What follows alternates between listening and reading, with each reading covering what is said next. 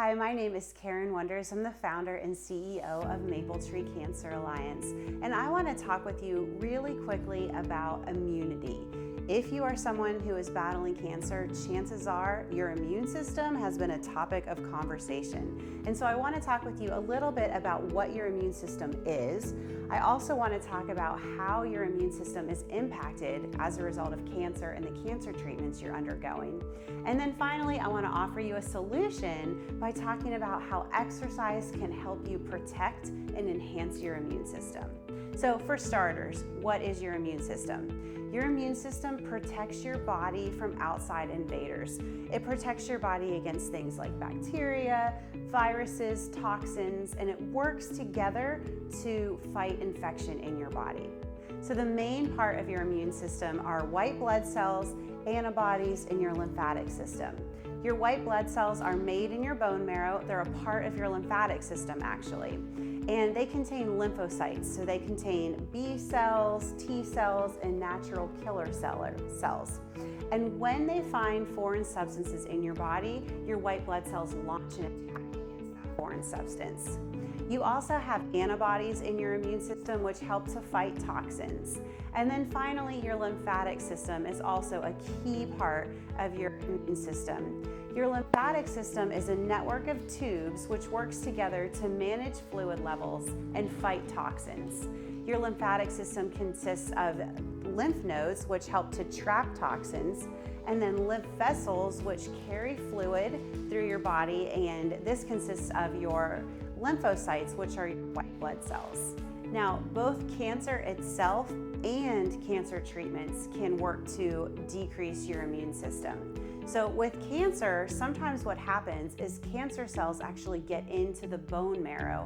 And this is the place, if you remember, where white blood cells are made. So when cancer cells take up residence in our bone marrow, it actually begins to compete with the bone marrow for space and nutrients. And what it does is this can push out or destroy normal cells and decrease our body's ability to fight infection.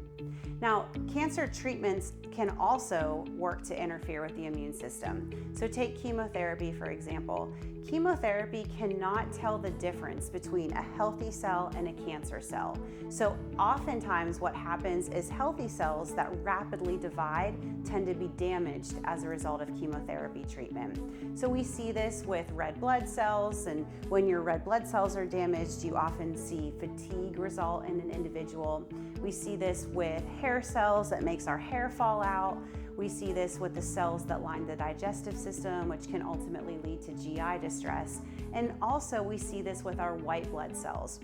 So when our white blood cells are destroyed as a result of chemotherapy, it decreases our immune function. Now, any type of damage to our immune system is going to mean that our body is not as able to fight infection as well as it should. Now, the good news for you is that even if you're battling cancer, even if you're undergoing chemotherapy, exercise can actually help you. So research shows that moderate intensity exercise can actually work to boost immunity. Not only that, but research shows that if you get regular moderate intensity exercise, it can work to prevent or even possibly reverse the decreases that are found with your immune function as a result of cancer and cancer treatments. And so this immune response is dependent upon the intensity and the duration of the exercise. And so what research has found is that moderate intensity aerobic exercise can actually increase the circulation of your white blood cells, specifically your natural killer cells, your T cells, and your B cells. You also see an increase in the anti-inflammatory cytokinins and immunoglobulins, which are key parts of the immune system. So one caution here, extremely vigorous, high intense, long duration exercise actually produces stress hormones which can suppress your immune cell function. So when you're exercising, you really want to aim for a moderate intensity exercise, which is about 60% of your VO2 max, and strive for less than 60 minutes of exercise. If you're able to do these two things, you will not see that release of stress hormones that will work to decrease your immune function. You will only get the benefits from this. So bottom bottom line, moderate intensity exercise does help boost your immune system, and it will help your body fight infections. So what you want to try to do is aim for at least 30 minutes of exercise, but no more than 60 minutes of exercise 3 to 5 days a week.